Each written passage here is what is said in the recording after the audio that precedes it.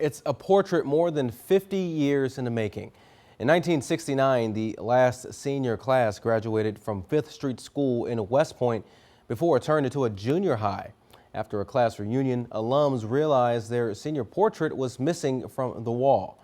Keely Shields talked with those former students about the search for a different portrait and why this journey is significant to them. Lying down the hallways of most schools are pictures of the people who walked through those same doors. But it was after a reunion that the last graduating class of 5th Street School noticed their original portrait was gone. Our class portrait that stays with the high school was lost. So by us being away in college, the military or whatever, we didn't know it until when we started coming back to the school and we looked and all we saw up on the wall was the class of '68. Now, more than 50 years later, those former students were determined to get their class picture back on the wall. Class President James Cannon says it wasn't without a few hurdles and the need for modern day technology. And we set out trying to find out what can we do to get our portrait up there. So they had a little temporary one up there, real small, but standing on the floor, you couldn't even see the faces in the picture.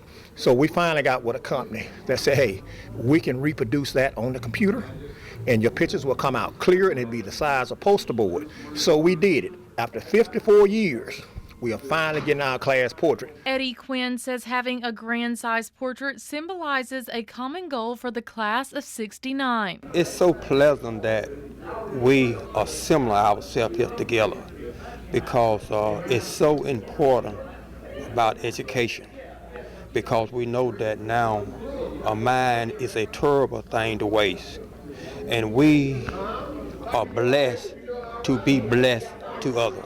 A picture-perfect way to reminisce about the people they grew up with, the peers they have studied with, and the class they will never forget. Most of those people on that picture, we went to school from grade 1 through grade 12. Now, of course, you know, we've lost a few classmates.